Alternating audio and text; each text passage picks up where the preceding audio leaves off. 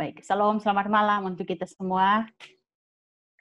Bapak Ibu Shalom. Saudara yang terkasih, kiranya kita ada sukacita malam hari ini ya. Ya, ada contoh Edwin di sana. Ya, selamat datang contoh. Baik, kita akan mulai PA kita malam hari ini. Sebelumnya kita akan berdoa. Mari kita satu di dalam doa. Bapa yang baik, kami bersyukur di hadapan hadirat-Mu ya Tuhan. Karena sepanjang hari ini Engkau sudah menyertai kami dalam setiap tugas dan pekerjaan dan pelayanan kami. Namun dalam tengah-tengah kesibukan kami bersyukur karena Tuhan masih sertai kami, memelihara kami sampai malam hari ini. Di tengah kesibukan kami juga rindu untuk belajar banyak hal tentang Engkau ya Tuhan, melalui PA malam hari ini. Kiranya Engkau Allah yang memberkati kami, sehingga apa yang akan kami dengar, apa yang akan kami sampaikan, semua dapat memberkati dan mengubahkan hidup kami. Berkati hamba-Mu, contoh Eka yang akan menyajikan materi atau firman Tuhan kepada kami semua. Berilah kami telinga seorang murid agar kami sungguh-sungguh boleh mendengar dengan baik dan benar. Pimpin kami semua dengan Roh-Mu yang kudus ya Tuhan. Segala bentuk gangguan yang mencoba mengganggu kami isi hati tolak itu di dalam nama Tuhan Yesus. Semua Bapak Ibu Saudara-saudari yang berada di tempat di mana saja berada, kiranya Engkau juga berkati mereka. Lindungi mereka, jaga mereka, sehingga kami semua boleh sungguh menikmati firman Tuhan bersama-sama malam hari ini. Berbicaralah Tuhan, kami siap untuk mendengarkan suara Tuhan. Dalam nama Yesus Kristus kami berdoa dan bersyukur. Amin. Amin. Baik Bapak Ibu, Saudara terkasih, malam hari ini kita akan melanjutkan pembahasan kita.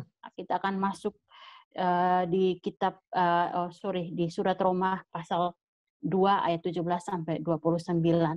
Nah, waktu selanjutnya saya serahkan kepada Contoh Eka. Silakan Contoh. Ya, selamat malam saudara. Ya, sebelum kita mulai PA kita, ya, maksudnya sebelum kita mulai pembahasannya itu sendiri, saya rindu menyampaikan beberapa hal terlebih dahulu, ya.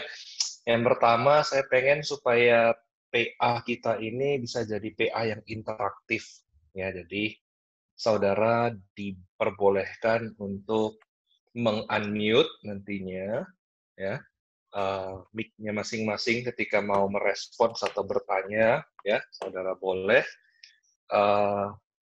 Di sini saya tidak sedang berkhotbah, tentu saja, jadi saudara boleh coba untuk interaksi mau di tengah-tengah pembicaraan juga nggak apa-apa gitu ya. Misalnya mau memperjelas atau misalnya mau kita menguji pendapat gitu ya. Di situ silakan gunakan waktu dengan baik. Malahan kalau bisa porsi saya membahas itu lebih sedikit daripada porsi saudara-saudari sekalian menyampaikan pandangan, pendapat, ataupun jawaban-jawaban. Ya. Kemudian saya sangat rindu kita boleh mengikuti PA ini dengan Alkitab yang terus terbuka, karena setiap pembahasan kita akan ada di dalam Alkitab. Ya, dan saya nanti akan memimpin kita untuk membaca bagian-bagian yang tentu saja akan menjadi pembahasan kita, pendalaman kita pada malam hari ini. Ya, jadi saudara boleh gunakan waktu ini dengan sebaik mungkin. Jadi saya nggak pengen PA yang diem-dieman gitu ya, karena itu akan sangat bisa bikin ngantuk nantinya. Dan kalau seandainya memungkinkan, saudara boleh nyalakan kameranya masing-masing ya, kalau memungkinkan. Kalau seandainya pulsanya nggak terlalu termakan habis, kalau misalnya di rumah masing-masing ada wifi gitu ya, kalau bisa nyalakan kamera supaya kita bisa bertatap muka ya. Saya nggak pengen saudara ngelihat saya nggak bisa ngelihat saudara. Sangat sangat nggak enak sekali untuk PA seperti itu ya. Biarkan PA ini menjadi waktu kita bisa bertatap muka walaupun melalui layar handphone atau laptop kita masing-masing.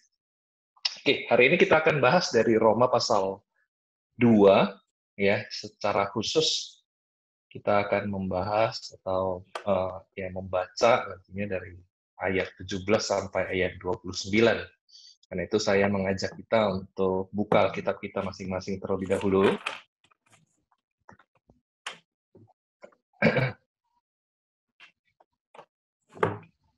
Ya, Roma pasal 2 ya. Ayat 17 sampai ayat 29.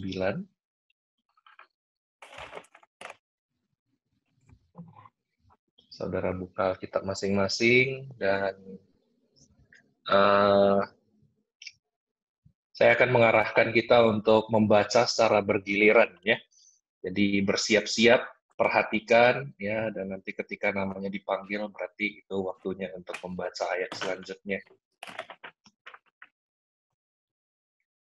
Oke ya. Roma pasal 2 ayat 17 sampai 29.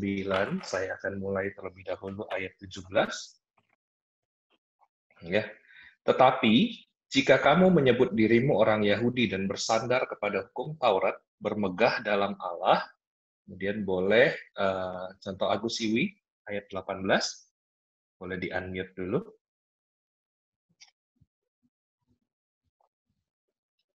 Dan tahu akan kehendaknya dan oleh karena diajar dalam hukum Taurat dapat tahu mana yang baik dan mana yang tidak. Oke, saudara Edwin Petrus boleh baca ayat 19, di-unmute dulu ya. Dan yakin bahwa engkau adalah penuntun orang buta dan terang bagi mereka yang di dalam kegelapan. Catherine, boleh bacakan ayat 20. Unmute dulu ya. Catherine, unmute dulu, Cin. Ketemu?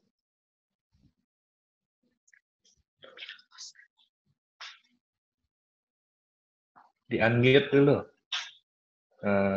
Mic-nya dinyalakan. Iya, ya bacakan ayat 20. Cin, silakan. Pendidik orang bodoh dan pengajar orang yang belum dewasa, karena dalam hukum Taurat engkau memiliki kegenapan segala kepandaian dan kebenaran. Ayat 21, Bok Subunsui. Ayat 21. Jadi, bagaimanakah engkau yang mengajar orang lain? Tidakkah engkau mengajar dirimu sendiri? Engkau yang mengajar, jangan mencuri. Mengapa engkau sendiri mencuri? Ayat 22, Pak Sugoro.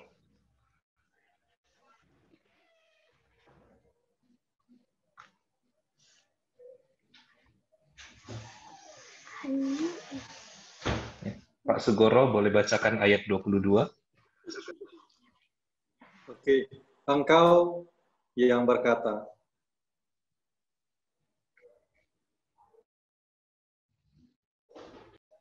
berhala, mengapa engkau sendiri merampok rumah? Oke, Ci Min Pandi, boleh baca ayat 23. Boleh di-unmute dulu ya. Engkau bermegah atas hukum Taurat. Mengapa engkau sendiri menghina Allah dengan melanggar hukum Taurat itu? Ayat 24, Ko Kevin, boleh bacakan, di-unmute dulu ya. Seperti ada tertulis, sebab oleh karena kamulah nama Allah dihujat di antara bangsa-bangsa lain. Ayat 25, boleh Ci Lim Acuan.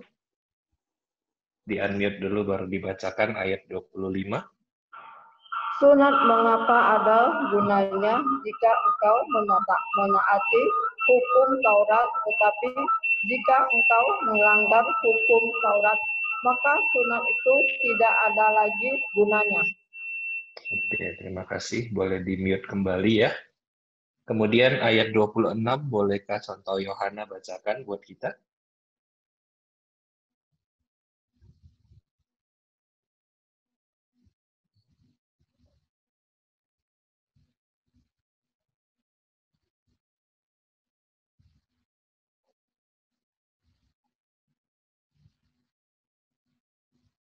Ya, contoh Yohana, Roma 2 ayat 26.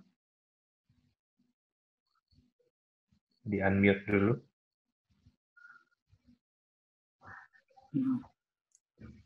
Jadi, jika orang yang tak bersunat memperhatikan tuntutan-tuntutan hukum Taurat, tidakkah ia dianggap sama dengan orang yang telah disunat?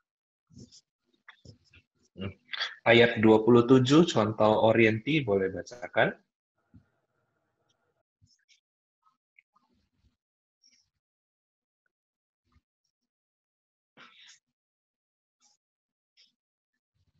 Jangan lupa di-unmute dulu contoh Ori.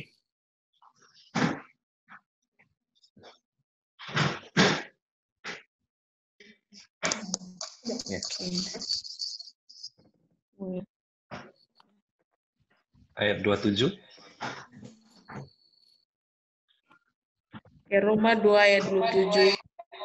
Jika demikian, maka orang yang tak sunat tetapi yang melakukan hukum Taurat akan menghakimi kamu yang mempunyai hukum tertulis dan sunat, tetapi yang melanggar hukum Taurat.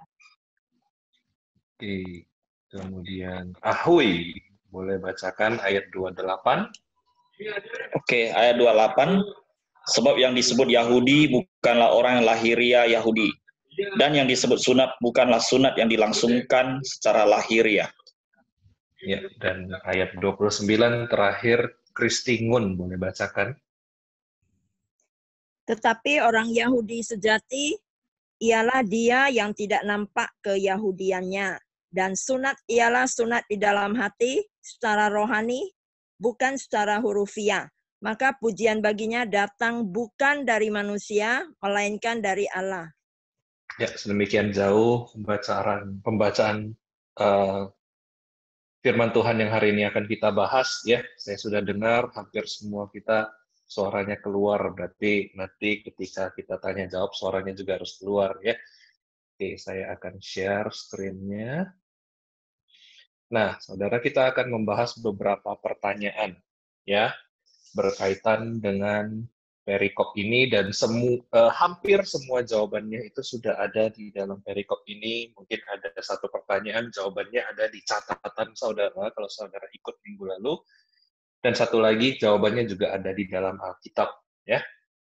Nah, pertanyaan pertama ya yang saya ingin coba saudara sharingkan adalah apa yang saudara bisa review atau sharing dari materi minggu lalu. Saudara ikut kan pelajaran minggu lalu, nah apa yang bisa saudara review? Coba dibuka catatannya, kemudian coba boleh sampaikan dengan 1 atau 2 kalimat apa yang saudara dapatkan, saudara catat ya dari pelajaran yang minggu lalu, Roma 2 ayat 12-16. Silakan, coba. Kalau ada 2 atau 3 orang boleh membacakan catatannya 1-2 kalimat. Jangan malu-malu untuk unmute.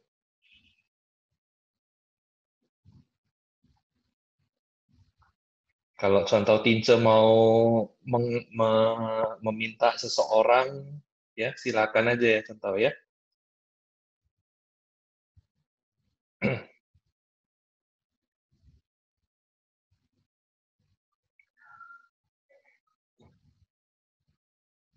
Kalau Roma 2:12 itu ya, sambil saya bacakan secara cepat, sebab semua orang yang berdosa tanpa hukum Taurat akan binasa tanpa hukum Taurat, semua orang yang berdosa di bawah hukum Taurat akan dihakimi oleh hukum Taurat. Karena bukan orang yang mendengar hukum Taurat yang benar di hadapan Allah, tapi orang yang melakukan hukum Taurat yang akan dibenarkan.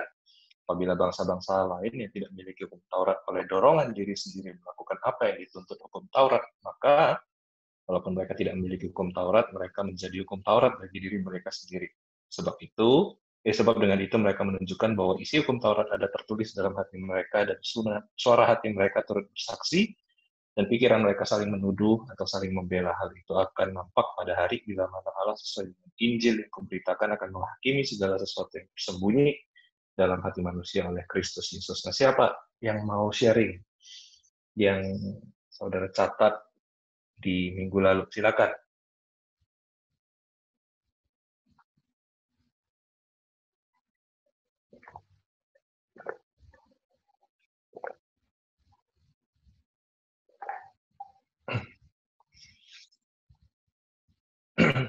Silakan saudara.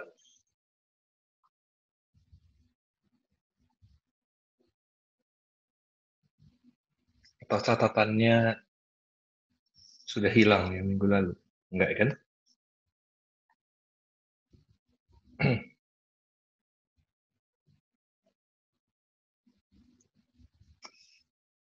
Apa yang saudara bisa review, bisa sharingkan dari materi yang disampaikan minggu lalu, contoh Indra ya.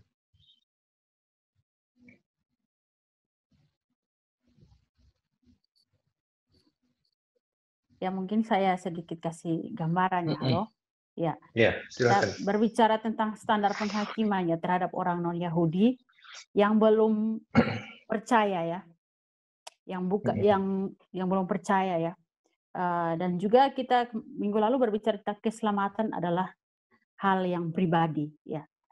Dan juga itu kesimpulan yang saya ingat waktu minggu lalu. Dan juga iman kita kepada Tuhan akan goyah jika kita tidak memiliki hubungan dengan Tuhan.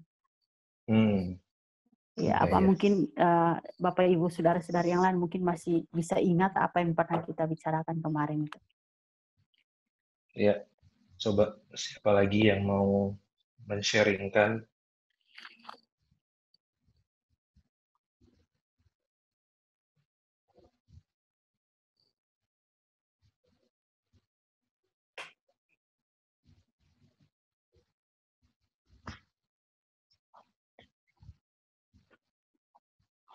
Ya mungkin contoh Eka lanjutkan dulu, mana tahu ada nanti Ika akan disampaikan ya.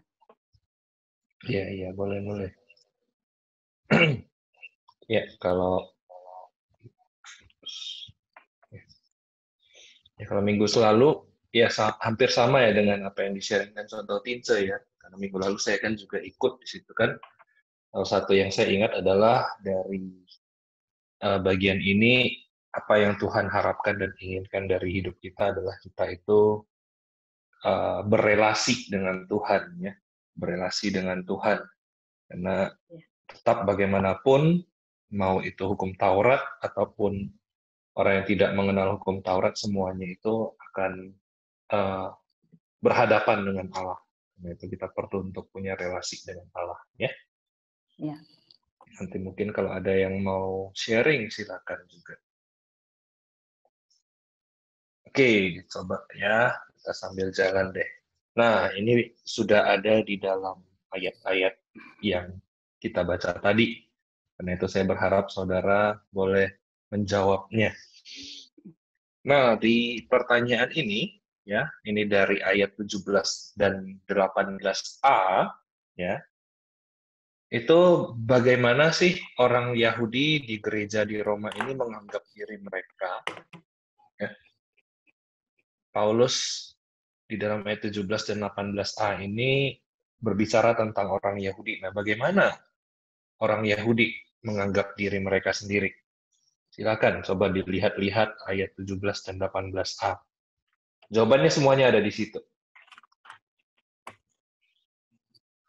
Apa saja?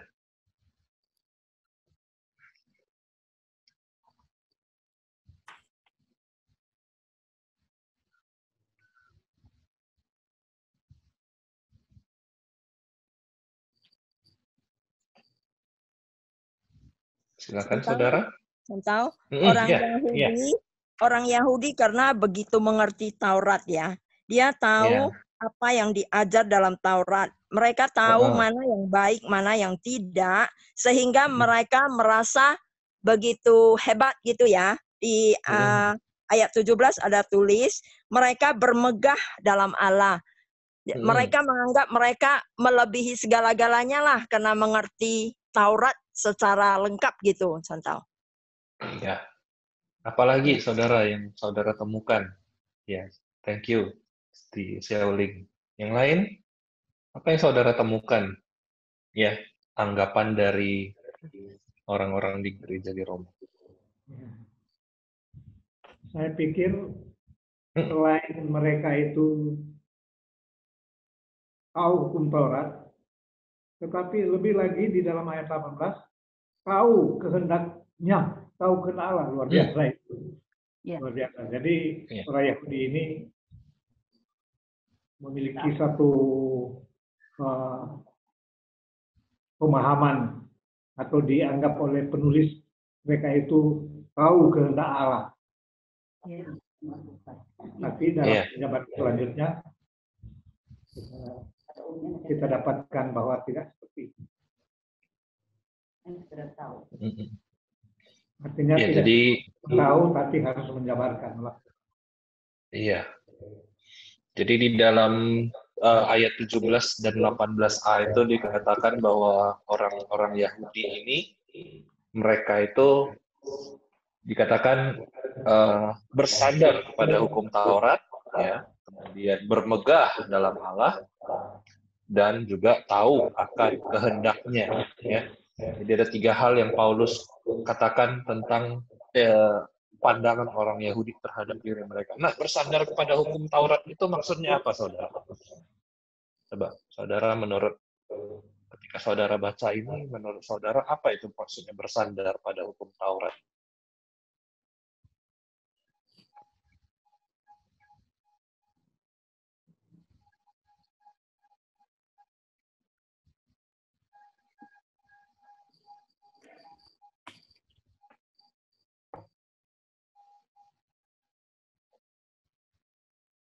Ya, silakan. Siapa? Menurut saudara apa nih bersandar pada hukum Taurat?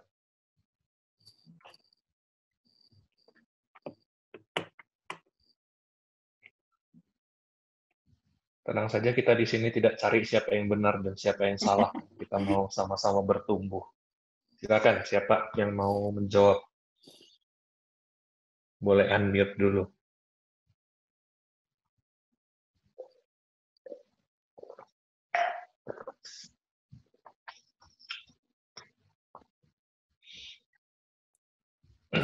Contoh, Iya, silakan. Berpegang dan melakukan hukum Taurat. Berpegang dan juga melakukan hukum Taurat, ya, bersandar pada hukum Taurat, berpegang dan melakukan hukum Taurat.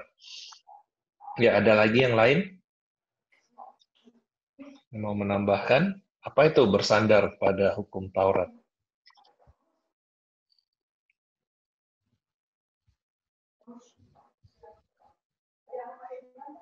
Bersandar pada ajaran Tuhan. Bersandar pada ajaran Tuhan, ya. Itu juga. Nah, saudara, apakah saudara ingat dengan Mazmur pasal 1? Berbahagialah orang yang kesukaannya ialah Taurat Tuhan. Jadi ini satu gaya hidup, ya, orang Yahudi gitu, yang mereka itu sangat suka dengan Taurat Tuhan. Mereka itu bawa Taurat Tuhan itu kemana-mana. Di dalam kehidupan orang Yahudi, ya, mereka letakkan itu di pintu, ya, kemudian mereka letakkan itu di dahi dan di tangan, ya. Mereka hafalkan itu setiap hari, dan mereka menganggap bahwa hukum Taurat itulah yang nantinya akan jadi standar Tuhan untuk membenarkan orang Yahudi ini. Ya, kita tahu orang-orang Yahudi di zamannya Tuhan Yesus itu sampai ada yang disebut sebagai orang Farisi, ahli Taurat, ya. Mereka orang-orang yang sungguh-sungguh mendalami hukum-hukum Taurat ini. Ya. Nah, kemudian ada di situ juga bermegah dalam Allah. Nah, ini juga berkaitan, ya. Karena orang-orang Yahudi itu merasa mereka sudah paling tahu siapa itu Allah. Mereka tahu Allah yang benar, Allah yang intervensi di dalam sejarah, dan Allah juga yang sudah menolong mereka di dalam sejarah orang Yahudi itu Allah yang benar-benar nyata. Ya. Allah yang bisa menurunkan 10 tulah dan membawa orang Israel keluar dari Mesir. Allah yang sudah membelah laut supaya orang Israel lepas dari tentara Firaun. Allah yang mengalahkan bangsa-bangsa, gitu. Jadi bagi mereka Allah ini sudah memilih orang Israel, gitu ya. Bahkan Allah itu sudah pakai namanya leluhur orang Yahudi ini. Allah Abraham, Allah Ishak, dan Allah siapa? Allah Yakub. Ya, Allah Yakub. Ya, jadi mereka merasa bahwa mereka itu paling paling istimewa lah, sama seperti tadi kata Ci Xiaoling ya, mereka itu merasa Allah itu sudah ya paling inilah, mereka itu paling kenal Allah ya. Kalau boleh saya katakan, mereka itu yang udah jadi punya Allah, mereka yang memiliki Allah ya, seolah-olah. Dan bermegah di sini ada unsur kesombongan. Jadi mereka itu mulai sombong karena mereka merasa mereka punya Allah yang benar.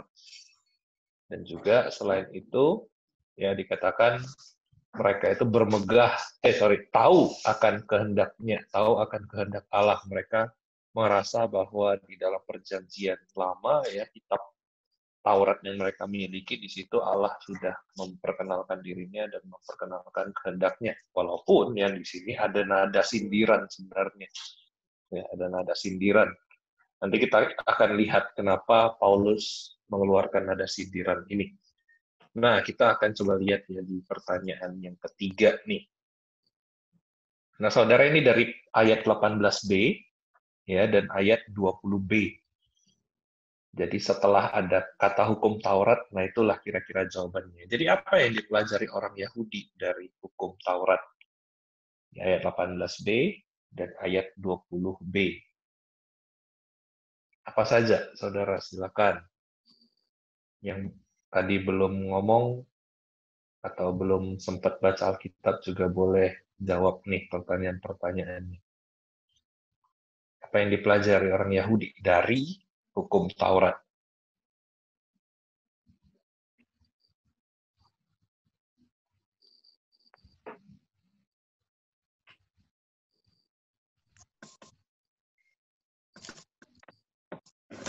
Belajar ya kan, tentang yang baik. Ya, atau Ori mau menjawab? Silakan. Ya, saya yang mereka pelajari dari hukum Taurat itu sendiri adalah mereka diajar tentang yang baik dan yang tidak. Lalu? Ada lagi? 20b, satu lagi. 20b. Dari karena dalam hukum Taurat itu titik-titik.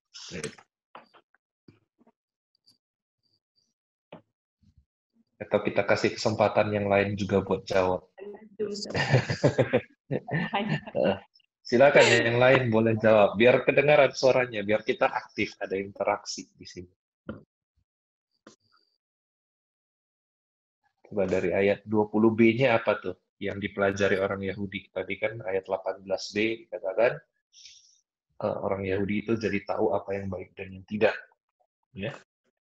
Nah, dari 20b apa? Silakan.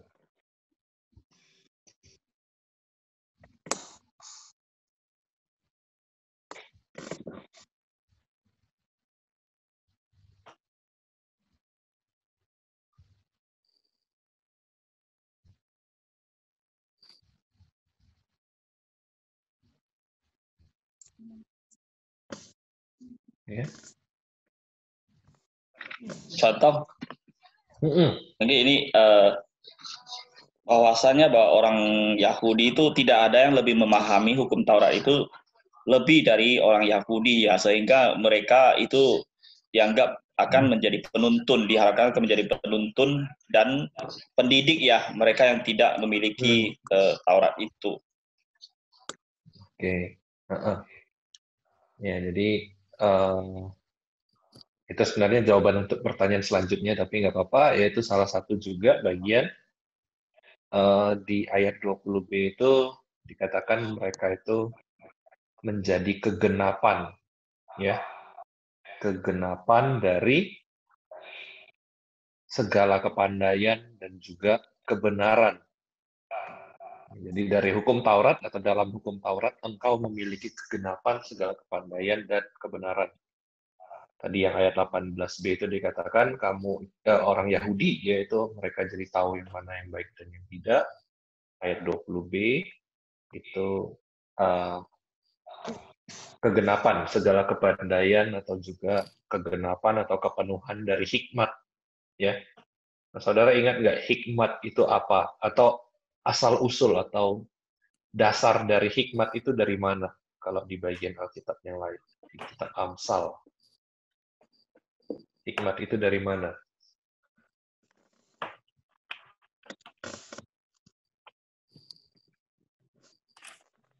Ayo, yang sudah baca kitab Amsal, permulaan dari hikmat itu apa? Dari takut akan Tuhan. Di Nah, 1 dari ayat takut. 7a. Betul sekali, ya. Jadi permulaan dari hikmat adalah takut akan Tuhan, dan ini yang membuat orang Yahudi itu merasa bahwa Taurat Tuhan itu mengajarkan kita untuk takut akan Tuhan dan membuat kita jadi berhikmat dan pintar, ya. Ya memang kalau dari segi intelektual orang Yahudi bahkan sampai sekarang itu masih terus masih terus berjaya lah ya dari segi intelektual ya. Dan juga tadi dikatakan mereka itu tahu yang baik dan yang tidak baik dari Taurat Tuhan ya. Nah, ini menjadi satu perhatian saya gitu ya, yang terutama yang soal tahu yang baik dan yang tidak baik. Saudara di mana pernah dengar istilah yang baik dan yang jahat? Masih ingat nggak? Di dalam Alkitab, di peristiwa apa? Pengetahuan yang baik dan yang jahat itu di peristiwa apa?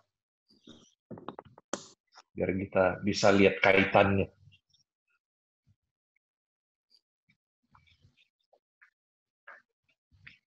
Adam dan Hawa di Taman Eden. Adam dan Hawa di Taman Eden. Thank you, Ci. Ya, jadi memang itu satu hal yang jadi perhatian ya, bahwa Adam dan Hawa itu berusaha untuk mencari yang baik dan yang jahat itu dari pohon pengetahuan itu.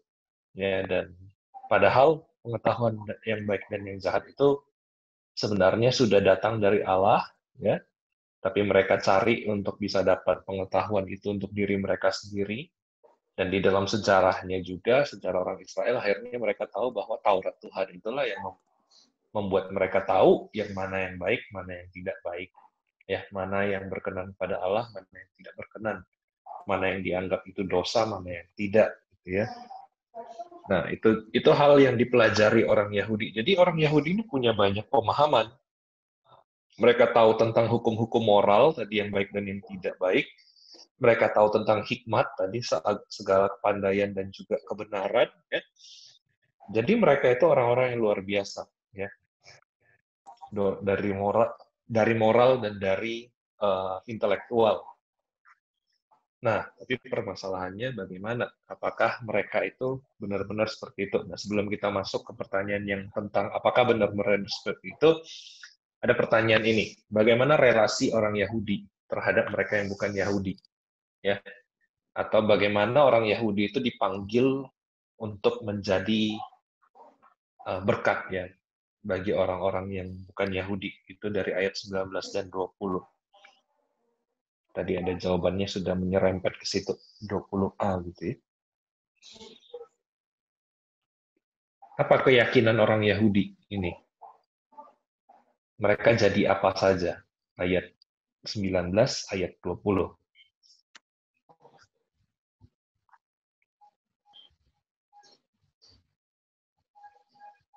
Penuntun dan pendidik. Penuntun, pendidik, ya bisa. Di situ ada pendidik orang bodoh, ya. Kemudian apa lagi? Masih ada lagi yang lain di situ. Silakan yang lain yang belum ngomong juga boleh. Dan kalau mau nanya juga boleh. Penuntun.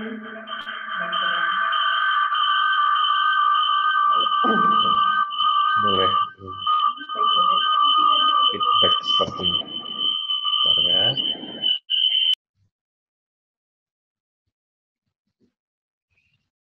Oke, tadi katanya penuntun juga ya. Ya, penuntun orang buta, ya. Kemudian apa lagi? Ada terang ya. Mereka itu jadi terang bagi mereka yang dalam kegelapan. Kemudian mereka juga ya tadi pendidik orang bodoh, dan juga mereka itu pengajar dari orang-orang yang belum dewasa. Jadi bagi mereka, merekalah orang-orang yang lebih istimewa daripada orang-orang lain, gitu ya. Mereka menganggap orang-orang di luar sana yang tidak punya Tuhan, ya, yang tidak punya Taurat, itu orang-orang yang bodoh, orang-orang yang buta, orang-orang yang sedang dalam kegelapan, orang-orang yang belum dewasa, orang yang harus dituntun, ya, orang yang harus diarahkan, dan merekalah yang dipanggil untuk menjadi orang-orang yang seperti itu, ya. Dan kemudian, nah, apa yang Paulus ungkapkan tentang orang Yahudi? Realitanya seperti apa nih dari ayat 21 sampai 24?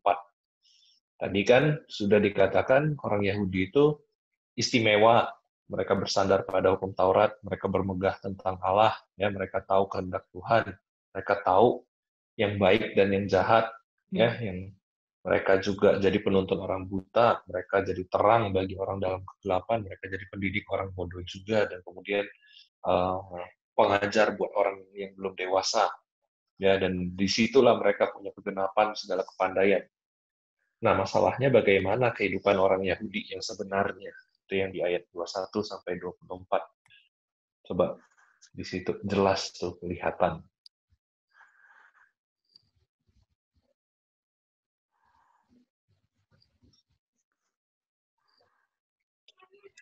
Kenyataan yang terjadi justru terbalik, contoh. Justru terbalik ya gitu ya. Mereka bukan pelaksana Taurat, malahan mereka menjadi pelanggarnya. Oh, oke. Ah, betul sekali. Di situ dikatakan, ya silakan, ada lagi. Berarti tidak jadi teladannya ya, contoh ya. Iya, tidak jadi teladan. Yang harusnya mereka itu tidak mencuri, tapi mereka juga yang sendiri mencuri. Ya, ya. Tidak berzina, tapi mereka berzina. Ya. Tidak berhala, tapi mereka malahan merampok rumah-rumah berhala. Ya, mereka harusnya bermegah atas hukum Taurat, tapi mereka menghina Allah dengan melanggar hukum Taurat. Atau di ayat 21-nya itu dikatakan, bagaimana engkau mengajar orang lain? Tidakkah engkau mengajar dirimu sendiri? Jadi di sini boleh dikatakan ada kemunafikan orang Yahudi. Mereka tahu semua hal yang baik-baik itu, yang istimewa, yang luar biasa, tapi dalam kenyataannya hidup mereka itu kacau balau, ya, tidak sungguh-sungguh menghidupinya. Kemudian mereka yang sudah tahu kebenaran tidak dilakukan, ya, tidak berintegritas, dan tidak menjadi contoh buat orang lain, padahal seharusnya mereka itu jadi contoh. Nah, saudara, saya pengen kita coba sampai di sini, kita coba merenung, ya, refleksi diri, kita bercermin. Kita bercermin, kita melihat ke dalam kehidupan kita. Nah, kita ini sudah tahu kebenaran, ya. Yesus itu adalah kebenaran, gitu kan? Dan bahkan Yesus bilang kebenaran itu menyelamatkan kita. Nah, pertanyaan atau refleksi yang saya mau ajak kita untuk sama-sama lakukan adalah, apakah ketika kita sudah tahu kebenaran itu membebaskan kita, dan kehidupan kita sudah jalankan di dalam kebenaran itu sendiri? Ya. Apakah ketika kita sudah tahu kebenaran, kita sungguh-sungguh jalani, atau jangan-jangan sampai di detik ini kita masih maju mundur sama Tuhan, maju mundur sama kebenaran itu, dan tidak sungguh-sungguh menghidupinya. Ya, coba saya ajak kita ambil waktu sebentar untuk refleksi diri. Ya. Minta Tuhan tolong kita melihat dalam hidup kita. Apakah hidup saya masih seperti ini? Dan apakah ayat ini jadi teguran buat saya? Atau jangan-jangan saya justru melihat orang lain di sini dan bukan melihat diri saya sendiri? Ambil waktu sejenak untuk refleksi, untuk merenung. Dan kalau Tuhan bukakan, coba doa pribadi di dalam hati, memohon Tuhan mengampuni.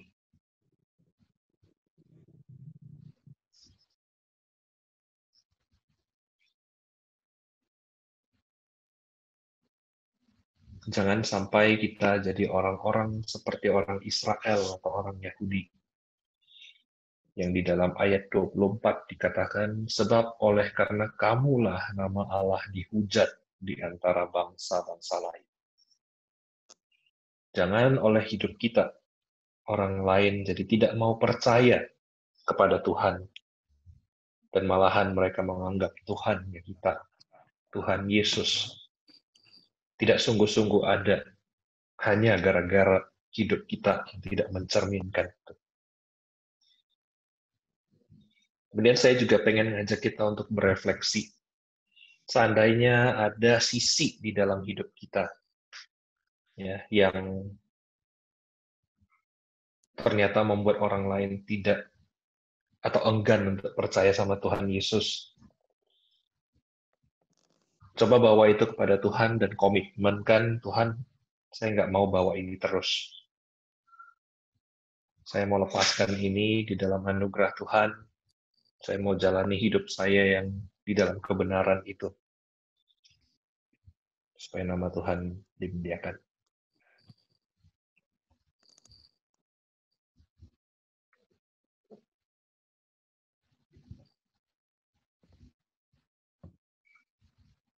Ya, kiranya Tuhan menolong kita sekalian. Ya. Oke, saudara, kita akan lanjutkan ya. Masih ada 3 pertanyaan lagi nih. Atau contoh, mana tahu kalau contoh, ya. mana tahu ada dari Bapak Ibu mau bertanya atau menseringkan pengalaman hidup tentang hal ini kepada kita, berbagi pengalaman lah ya. Betul, betul. Terima kasih contoh Tince. Mungkin contoh Tince boleh arahkan ya saudara-saudari kalau ada yang mau berbagi ya, sharing atau mungkin menyampaikan kesaksian. Iya, iya.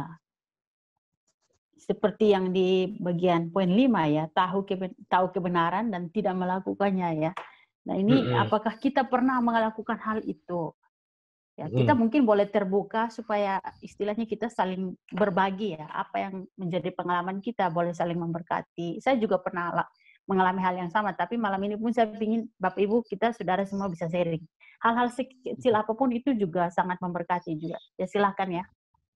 Iya, silakan kalau ada saudara yang mau sharing untuk baik itu untuk pertanyaan 5 atau mungkin ada yang tadi dari pertanyaan 1 sampai 4. Iya. Mungkin tiba-tiba kepikiran, oh tadi pertanyaan 1 ya, review tentang minggu lalu, silakan boleh juga.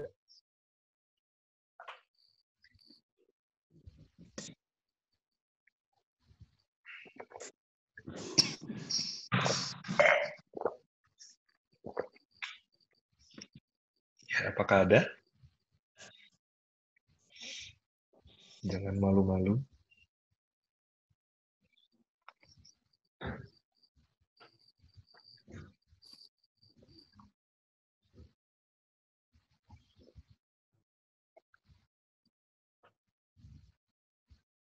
Mungkin Saudara Edwin Petrus boleh sharing. Apakah ada pengalaman, Edwin, berkaitan dengan ini yang bisa di-sharingkan? Yang lain dulu deh, Sontal, saya pikir-pikir dulu. Pikir-pikir dulu ya. Ya. Ya, nggak apa-apa. Nah, ada pertanyaan sepertinya, contoh Tince, boleh bantu dibacakan. Bentar ya, soalnya saya pakai HP jadi ini kurang jelas. Bentar ya. Satu. Saya ingin, ya, saya akan membacakan. Saya ingin bertanya, bagaimana kalau sebagai orang tua yang seharusnya mengajarkan firman Tuhan kepada anak-anak, tapi justru orang tua sendiri tidak menjalankan dan menunjukkan sifat Tuhan kepada anaknya? Pertanyaan yang bagus. Nah, saudara, bagaimana seandainya pertanyaan ini diajukan ke saudara? Gimana kalau ada orang tua yang harusnya tugasnya itu mengajarkan firman Tuhan, tapi justru mereka tidak mencerminkan? Menurut saudara bagaimana? Berarti ini masuk dalam poin 5 ya, tidak menjadi teladan gitu ya? Iya, betul. Kan tahu kebenaran tapi tidak dilakukan. Nah, apakah ada yang mau menjawab pertanyaan ini? Saya yakin setiap kita sebenarnya tahu atau bisa memikirkannya.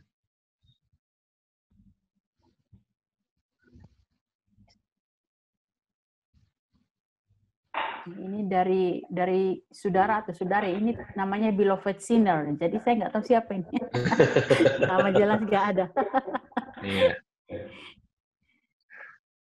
Ini bagaimana, saudara? Ya, ini pertanyaan Pak ya. Eka. Ya, Ini silakan. saya pikir ini kasusnya bagus sekali memang, karena saya melihat betapa pentingnya di dalam gereja pembinaan itu sejak dari awal bagi kekristenan itu, bagi muda-mudi, bahkan ketika mulai dari anak-anak sampai dia berumah tangga, dia akan tahu perannya. Nah, biasanya kejadian seperti ini kalau di daerah kami di Minahasa itu kebanyakan karena sudah sejak dari awal sudah kekristenan sudah ada. Jadi sudah berjalan dengan begitu saja tanpa menyadari akan perannya sebagai orang tua. Sehingga banyak juga kejadian-kejadian seperti ini di daerah kami itu terjadi. Orang tuanya mabuk-mabukan, sementara anaknya ketika dia kuliah, dia dapatkan pelayanan dari organisasi-organisasi kemahasiswaan yang bergerak di bidang kerohanian. Mereka berubah setelah pulang ke kampung, melihat orang tuanya, waduh, tidak jadi model. Jadi memang pembinaan dari awal itu penting, sehingga dia tahu perannya setelah menjadi orang tua, bagaimana terhadap anak-anak. Ya, thank you, Contoh Agus. Ya, jadi di sini perlu ada peran gereja yang untuk membimbing, ya. Betul. Nah, bagaimana peran dari si keluarga itu sendiri, dan bagaimana juga peran mungkin si anak ketika menghadapi seperti ini? Silakan, mungkin ada yang mau sharing. Saya sharingkan sedikit, gitu ya. Ketika saya memberikan nama Shema kepada putri saya, gitu ya, itu pastinya ini berkaitan dengan Ulangan 6, gitu ya. Dengarlah Israel, gitu ya. Tuhan itu Allah kita, Tuhan itu Esa, kasihilah Tuhan Allahmu dengan segenap hatimu, dengan segenap jiwamu, dengan segenap kekuatanmu, ya, dan seterusnya. Itu selanjutnya bicara soal apa yang sudah Tuhan perintahkan, itu ajarkan kepada anak-anakmu. Jadi ketika saya memberikan nama itu, di satu sisi itu juga menjadi satu pengingat buat saya, gitu ya, bahwa ya memang dengarlah bahwa Tuhan itu Esa, Tuhan itu satu-satunya yang benar, gitu ya. Tapi bagiannya saya adalah untuk mengajarkan itu kepada dia. Nah, tentu saja mengajar di sini ya bicara soal semua, ya, bukan hanya di dalam perkataan, tapi juga di dalam perbuatan. Jadi itu satu tanggung jawab dan satu hal yang perlu untuk saya sadari terus, untuk saya ingat, untuk akhirnya saya juga bisa lakukan itu. Ya, itu yang saya bisa sharingkan, ya, mungkin. Apakah ada lagi yang mau sharing tentang pertanyaan ini, yang menjawab pertanyaan ini, atau ada yang mungkin yang mau mempertajam pertanyaannya lagi? Sekali lagi tadi pertanyaannya adalah bagaimana kalau orang tua itu harusnya mengajar firman kepada anak-anak, tapi justru mereka sendiri tidak menjalankan dan justru tidak mencerminkan Tuhan. Tadi ada peran gereja, saya sharing sedikit tentang peran orang tua. Mungkin ada yang kepikir di mana anak, kalau jadi anak yang orang tuanya itu nggak mencerminkan seperti itu. Apakah ada ya di antara kita yang punya pengalaman seperti itu? Orang tua namanya Kristen, tapi ternyata hidupnya belum tentu. Tentu saja bukan untuk membuka aib, gitu ya. Jangan sampai jadi dari saya pembuka aib. cerita. Iya, silakan. Ya, sedikit sharing bagaimana saya dengan orang tua saya kecil. Kami kan orang Kristen dari kecil, dan ibu yang saya kami memang keluarga Kristen betul.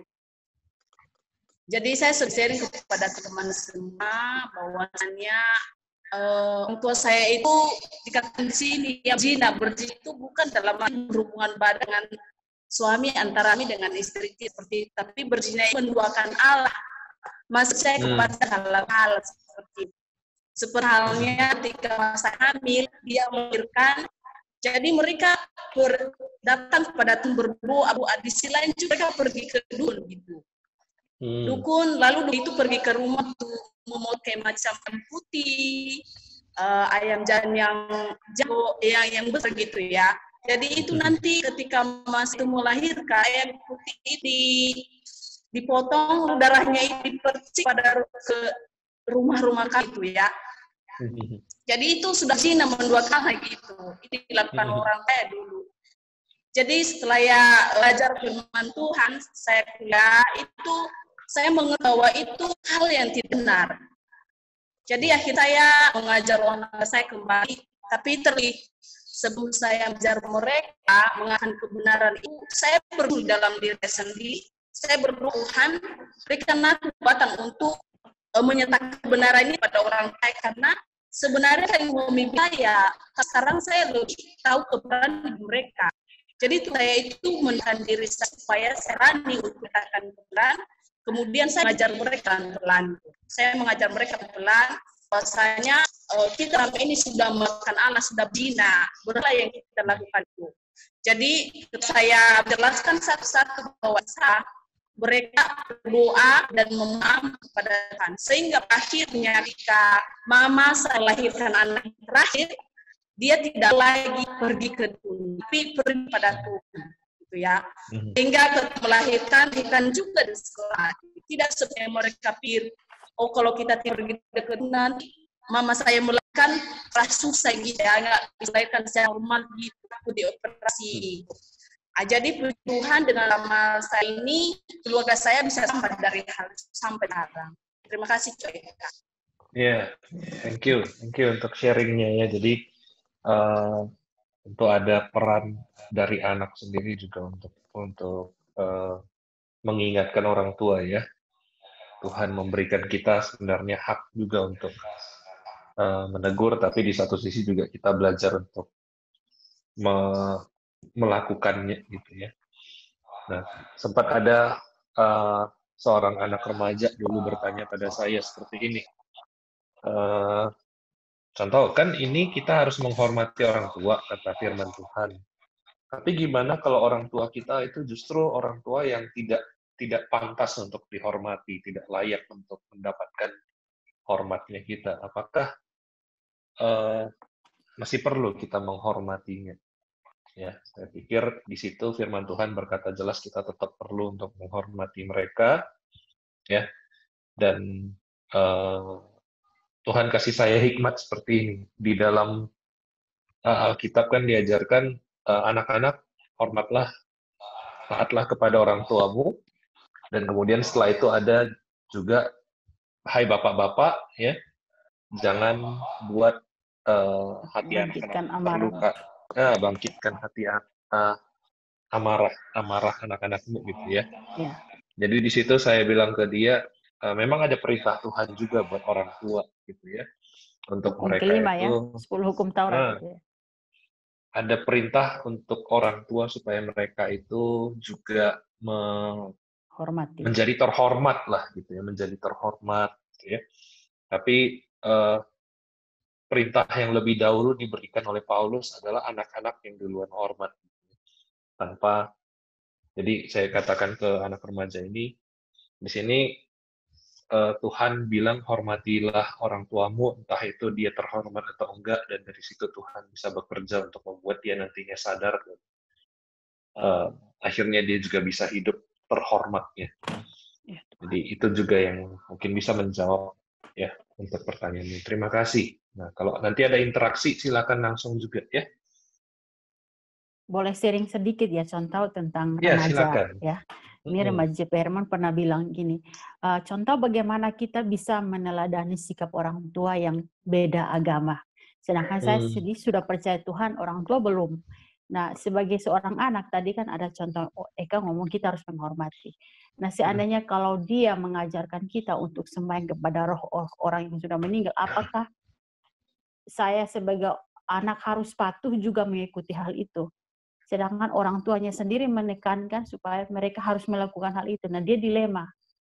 Nah, sikap yang tepat yang seperti apa? Dia katakan seperti itu supaya saya itu satu sisi menghormati ini kebudayaannya, kata dia gitu. Jadi kalau saya nggak mengikuti perintah orang tua, saya rasa sudah tidak menghormati. Sedangkan ini kan keyakinan mereka harus menghormati sembahyang itu.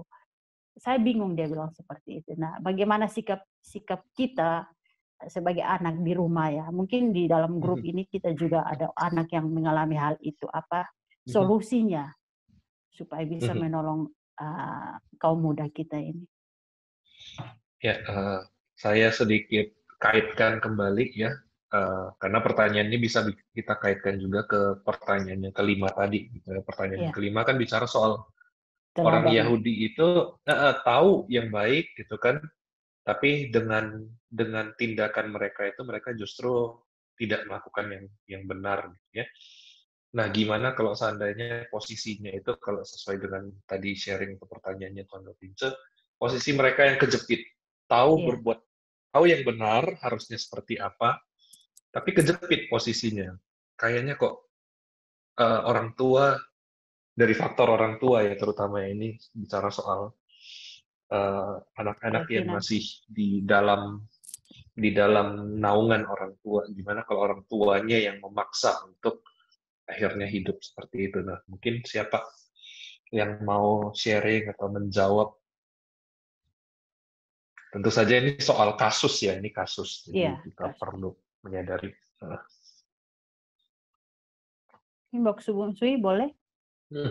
Atau bagaimana Apakah Mbak Subunsui mau menjawab kasus ini terkait juga dengan tadi tema kita malam ini?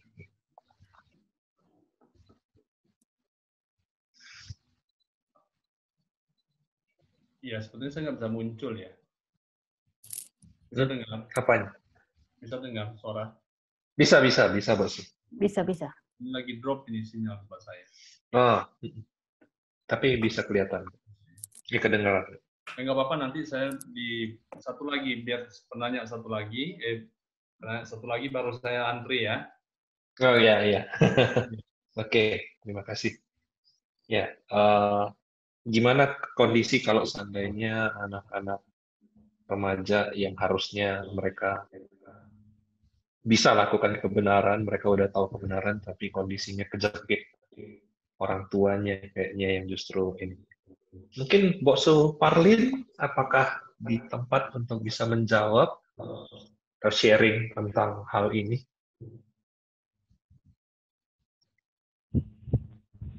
Atau siapapun boleh. Saya coba Pak Eka. Oh iya, silakan. Ya, memang ini kasuistik ya namanya. Tapi kalau kita mau mengacu kepada kebenaran firman Tuhan, sebagai orang yang sudah percaya tidak boleh berkompromi kan? Kira-kira begitu. Tidak bisa kompromi. Tetapi kita juga tetap menghargai bahwa orang tua ya karena mereka kita ada, sehingga dalam hubungan dengan ini mungkin kita bisa secara sopan untuk memberitahu saya minta maaf kepada papa mama, hal ini tidak bisa lagi saya lakukan. Misalnya mau suruh sembahyang kan, tidak bisa lagi saya lakukan. Nah, mungkin papa mamanya akan tanya kenapa dek atau kenapa nak. Nah, disitulah secara pelan-pelan kita mulai menjelaskan. Ya. Dan pada tingkat pemahaman mereka, kalau mereka sudah melihat kita bisa menjelaskan kepada mereka, harus dibarengi juga dengan keteladanan kita, perubahan hidup yang tidak seperti hidup kebanyakan orang atau hidup dalam keluarga yang tidak mengenal Tuhan seperti itu. Jadi dengan ada perubahan-perubahan itu akan membuat orang tua simpati dengan kita. Dengan mereka simpati, kita lebih lagi bisa untuk menyampaikan hal-hal yang lebih dalam lagi mengenai kehidupan yang diubahkan itu. Thank you, Contoh Agus. Tapi ini perjuangan. Iya, Iya, perjuangan dan betul. Berarti sekali lagi ini karena ya tadi kata Contoh Agus itu kasuistik gitu ya, berkaitan dengan kasus, jadi tidak selamanya hasil akhirnya itu bakal keluar sesuai harapan kita. Karena ada beberapa teman saya juga yang akhirnya dimarahin, bahkan sampai diusir dari rumah. Jadi sekali lagi hasil akhirnya itu kita belum bisa tebak ya. Bisa jadi sesuai harapan, bisa juga tidak sesuai harapan. Tapi saya pikir ketika kita hidup bisa lakukan kebenaran itu yang Tuhan inginkan. Oke, saya pikir kita lanjut ya Contoh Tinja. iya, baiklah. Oke, poin ke-6 ya, Contoh. Ke poin ke-6 ini. Nah, di sini kan di poin selanjutnya itu dari ayat 25 sampai 29 itu kan bicara soal sunat, dan sebelumnya itu juga bicara soal Taurat gitu ya.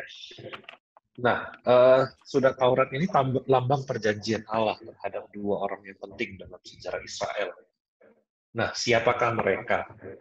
Di sini saya menguji ya, saya sedikit menguji saudara-saudari. Saya berharap di sini yang jawab dengan hamba-hamba Tuhan.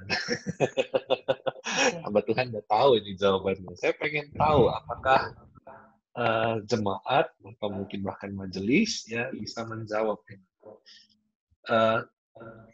Siapa orang-orang penting ini dalam sejarah Israel yang dapat perjanjian Tuhan, yang satu soal sunat dan yang satu soal Taurat? Ayo, yang jemaat nih, yang jemaat.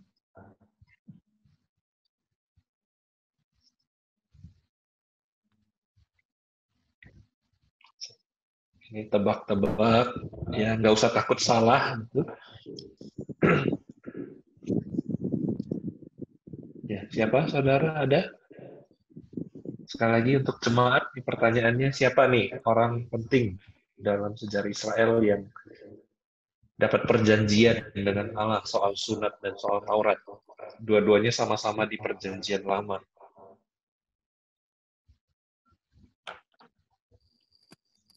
Contoh, saya coba jawab ya. Boleh. Abraham dan Musa. Abraham dan Musa. Ya, jadi betul sekali, Ci. Terima kasih ya.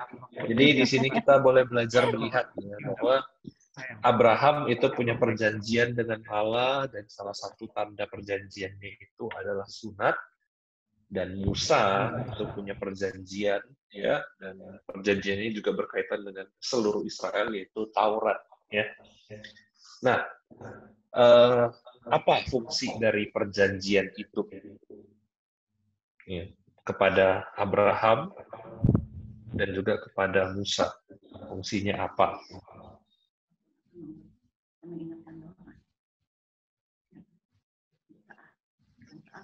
Ya, sedikit saya pikir saya langsung jelaskan saja ya di sini. Nah, fungsi dari perjanjian ini bicara soal ketaatan, gitu ya, ketaatan. Nah, Allah berjanji kepada Abraham untuk memberikan berkat, ya, memberikan keturunan, memberikan jadi bangsa, dan bahkan bukan cuma itu, banyak orang akan terberkati. Dan yang dituntut oleh Allah kepada Abraham sunat. Ya, lakukan sunat. Begitu juga dengan Musa ya, umat Israel itu diperintahkan untuk taat dan diberikanlah Taurat itu kepada mereka. Pertanyaannya, apakah mereka itu akhirnya sukses dengan dengan perjanjian ini? Justru mereka gagal, berhasil dengan perjanjian ini, dan akhirnya mereka justru tidak bisa memenuhi apa yang diperintahkan itu. Ya, harusnya mereka itu bisa taat, tapi mereka jadi nggak taat. Misalnya Abraham, ya, dia bisa dikatakan mengorbankan istrinya gitu ya, Sarah, demi keamanannya sendiri, ya supaya nggak ditangkap, nggak dibunuh gitu ya. Dia serahkan tuh, ya silakan, ini adikku ya, kalau kalian ini asalkan jangan kalian apa-apakan saya. Gitu. Dan bukan cuma itu, ketika Allah berjanji bahwa akan memberikan keturunan melalui Sarah gitu ya, ternyata Abraham cari jalan lain. Ya, Abraham cari jalan lain, Sarahnya yang mengajukan ini loh, ada jalan lain, silakan ambil dia, biar dia yang nanti jadi ibu yang akan memenuhi janji Allah itu. Dan ternyata Allah tidak sependapat gitu ya. Dan juga Taurat ya kepada Musa dan kepada umat Israel gitu ya. Dan ternyata Israel yang gagal terus untuk taat kepada Allah ya. Jadi di sini kita bisa melihat dan jadi satu pembanding juga ya. Manusia yang ketika Allah buat perjanjian dengan dia, manusianya nggak taat, nggak setia, tapi di situ ada satu kontras bahwa Allah tetap setia.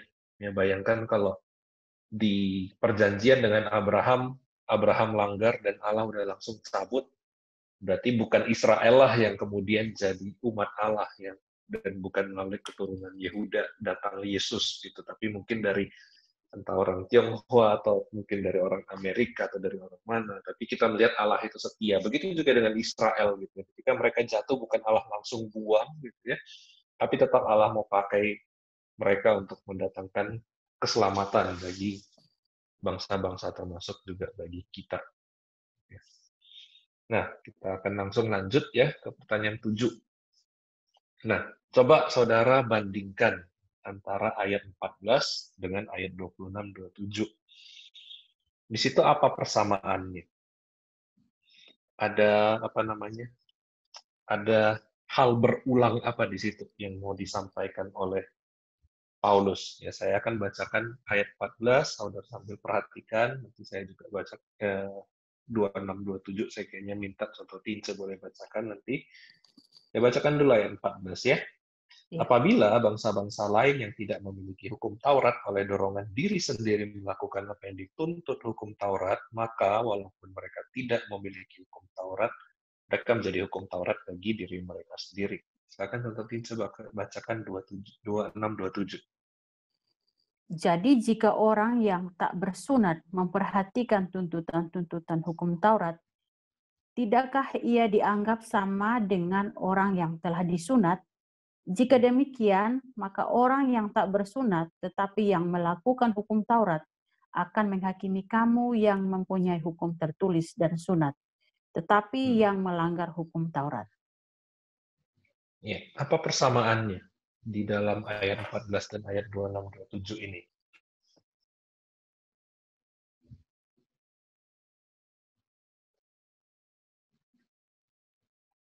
Coba kita perhatikan dan bandingkan ya.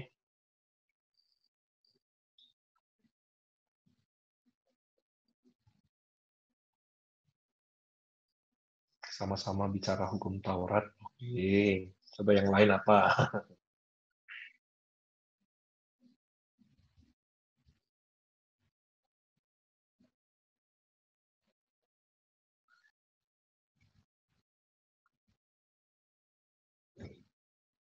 Ya, 14 bicara apa di situ? Bangsa lain yang mereka tidak punya hukum Taurat, tapi ternyata bisa melakukan apa yang dituntut hukum Taurat. 26-27. Orang yang tidak bersunat ternyata memperhatikan tuntutan hukum Taurat. Tidak bersunat di sini tentu saja bicara soal bangsa lain, gitu ya, bukan bangsa Israel.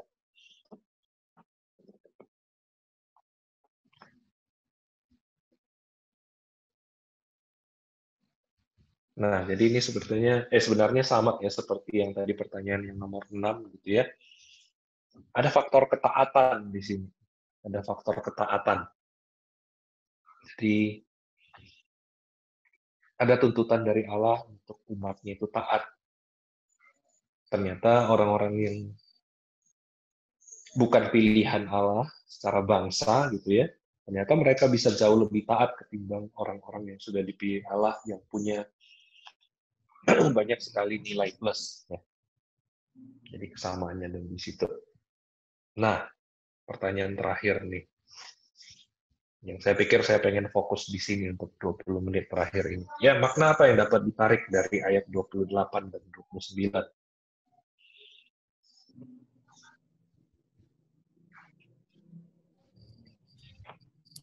Ayat 28 dan 29 saya boleh minta contoh Ronauli bacakan buat kita.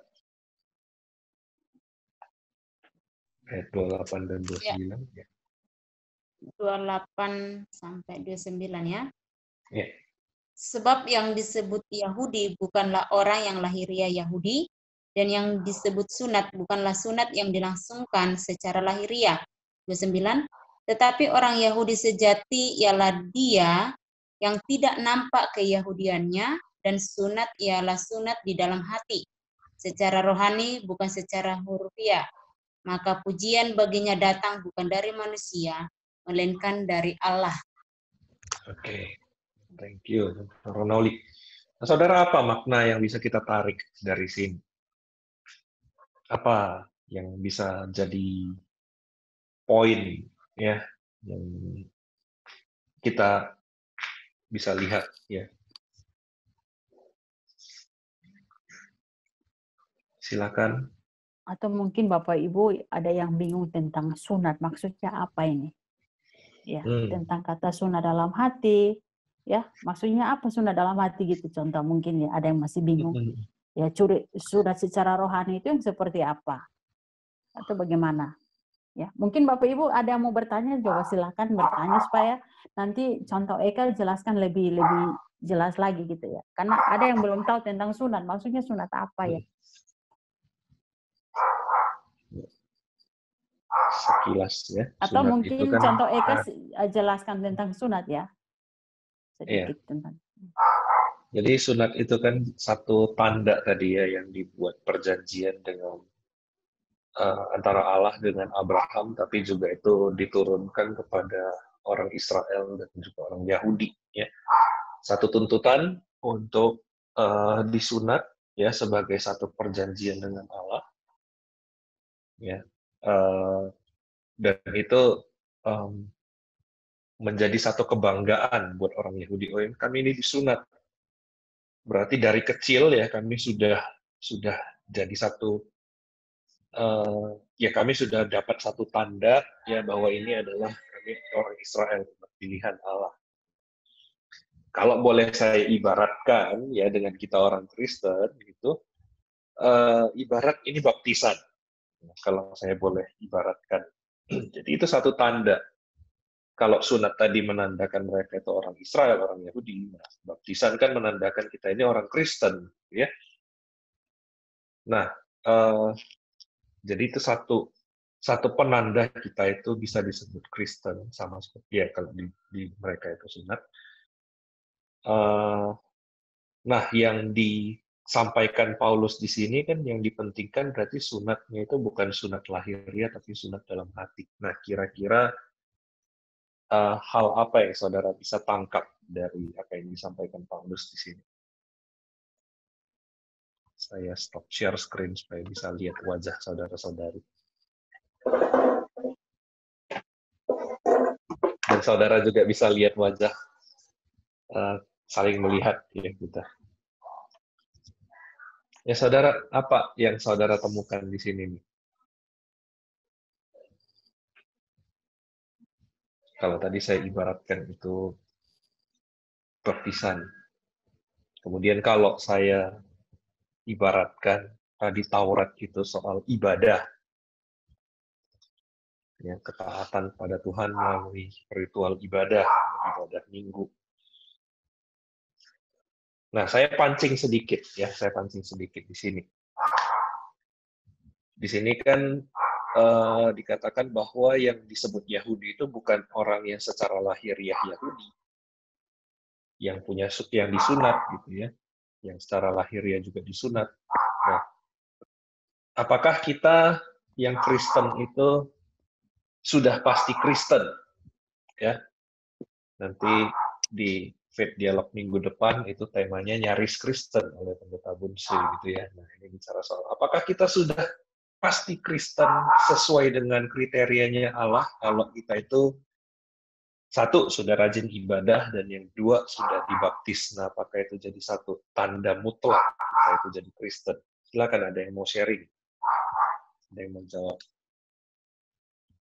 Atau tanda apa sih yang sebenarnya jadi penanda kita ini sungguh-sungguh Kristen?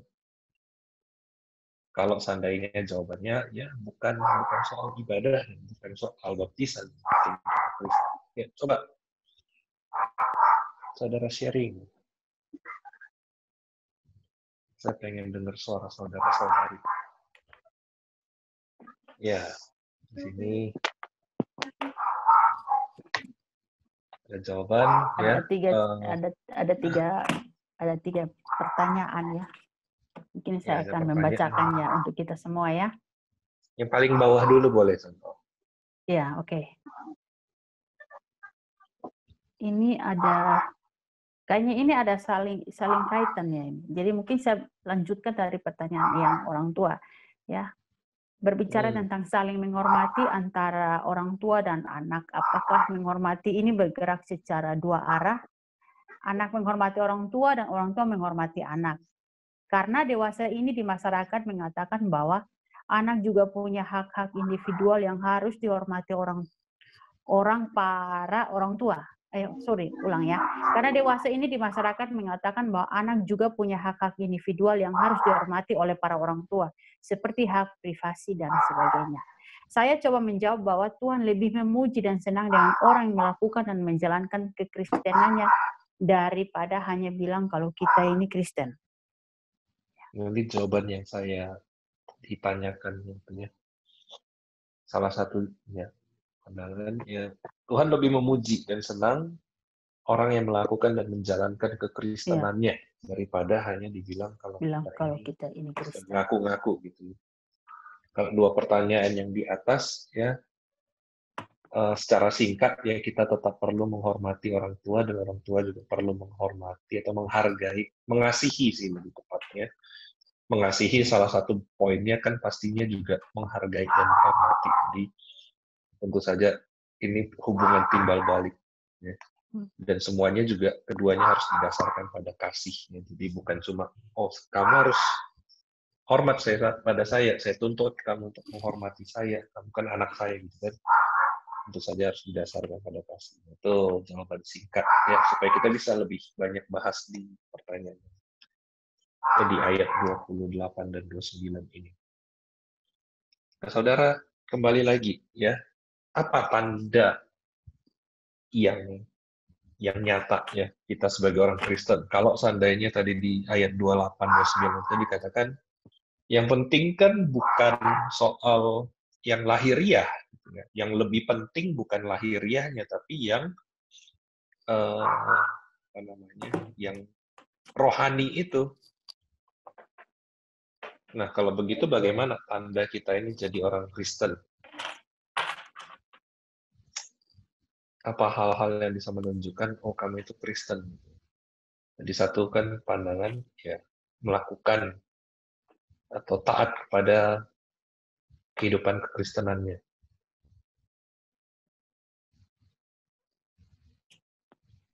Nah, bagaimana saudara? Orang yang sudah lahir baru, kali contoh. Iya, ya lahir baru ya. Nah, tapi kan lahir baru nggak bisa kelihatan. Lahir barunya. Mungkin maksud si Kristi melalui sikapnya.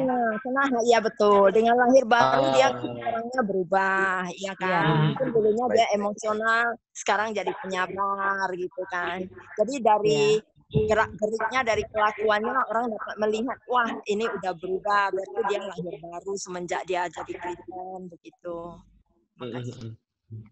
Ya, terima kasih. Jadi tanda-tanda yang nyata ya, itu lahir baru maksudnya adalah dia sudah benar-benar hidup ini sesuai dengan apa maunya Tuhan.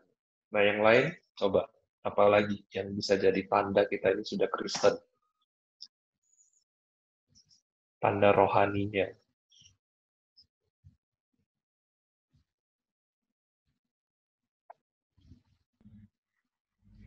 Suka berdoa, suka membaca Alkitab, ya.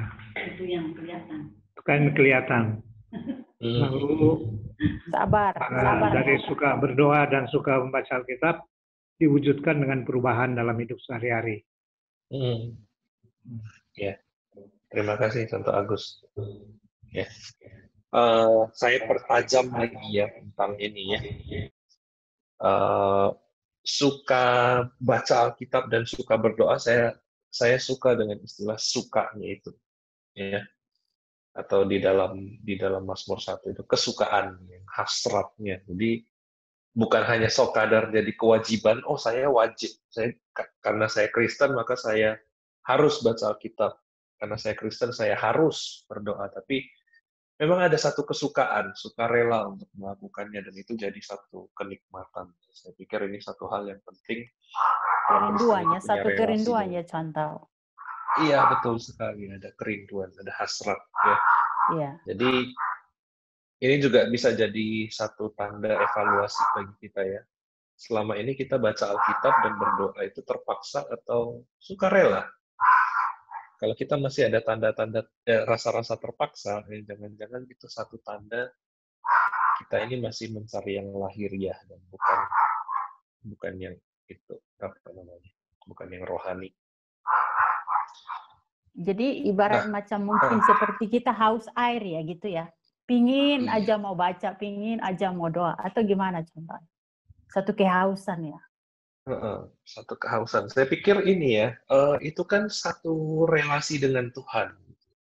Kalau orang benar-benar jatuh cinta sama Tuhan, saya yakin dia pasti pengen bisa ketemu terus sama Tuhan.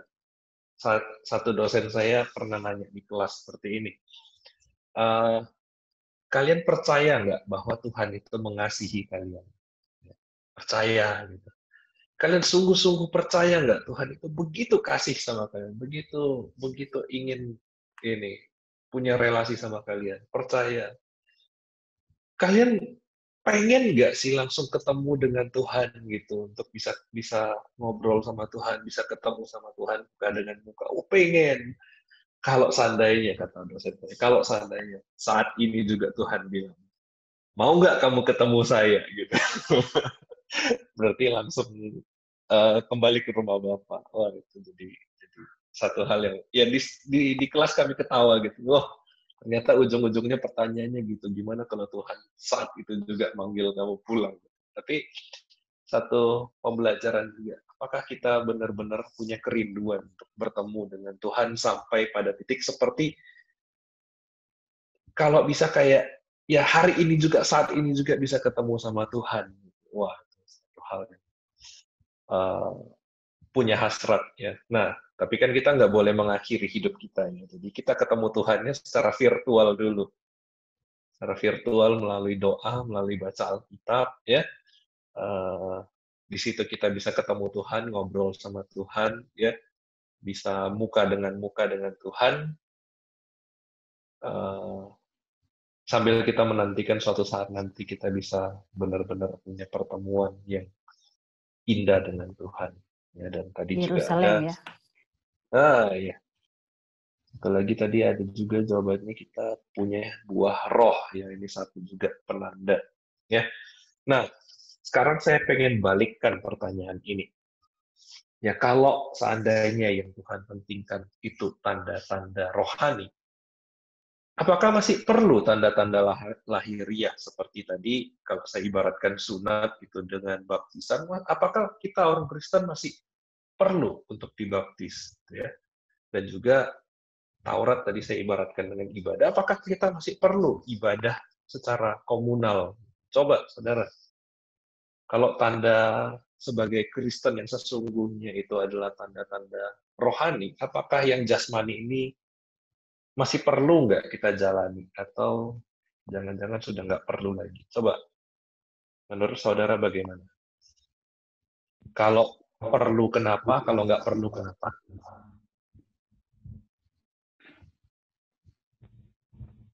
Kalau saya perlu, contoh. Kenapa, contoh? Ya, karena perlu itu, pertama itu secara proklamasi.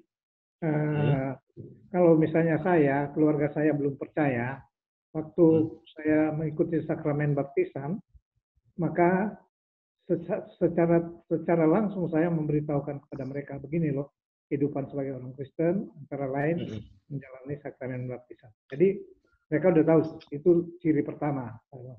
Tapi tidak menggantikan hidup yang diubahkan itu. Jadi walaupun dia sudah dibaptis, dia harus menunjukkan hidup yang diubahkan di tengah-tengah keluarganya. Nah, kalau tidak perlu, saya kira ini situasi tertentu juga. Kalau misalnya ada orang suka mempersoalkan kan yang Yesus disalib bersama dengan seorang penjahat itu. Nah, itu kan situasinya tidak mungkin dia menjalani baptisan lagi karena sudah mau eksekusi, sudah dalam eksekusi. Nah, tapi di dalam kehidupan pelayanan kita itu kadang kita mengalami hal demikian. Misalnya orang kita injili, dia sudah percaya dan menerima Yesus sebuah pengakuan, tapi oleh karena situasi tertentu dia belum sempat mengikuti sakramen baptisan.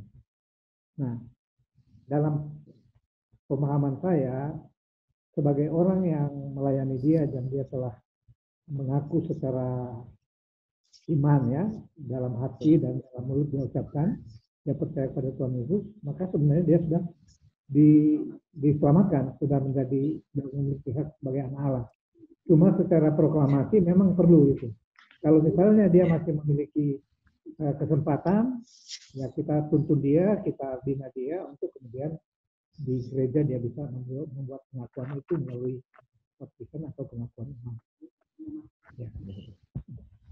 Tetap perlu ya, terutama itu sebagai sebuah pengakuan iman ya, baik itu sakramen baptisan, juga termasuk perjamuan kudus sebenarnya, pengakuan iman, dan ibadah kita pun adalah pengakuan iman kita juga ya gitu ya.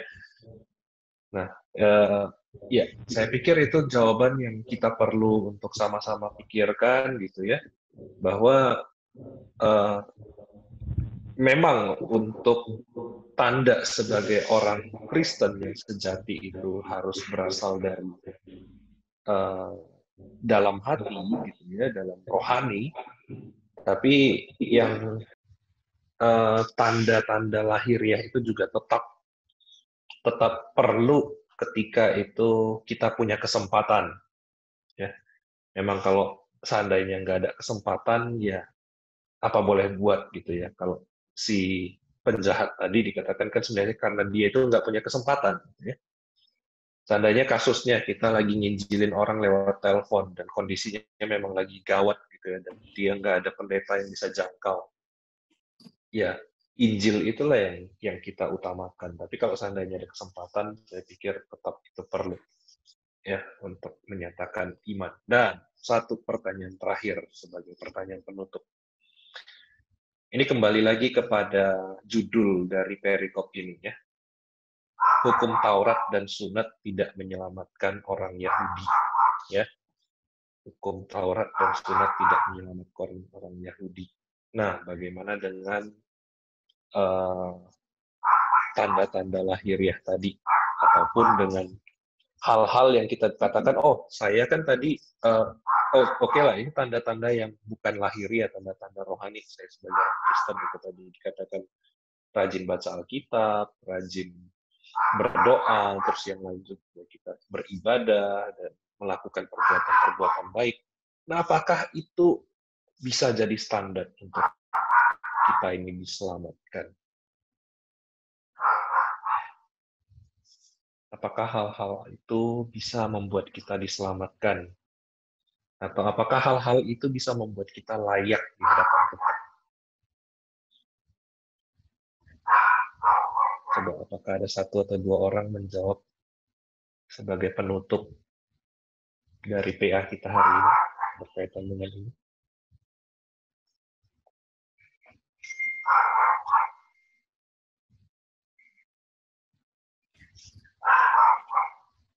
Kosugoro bagaimana?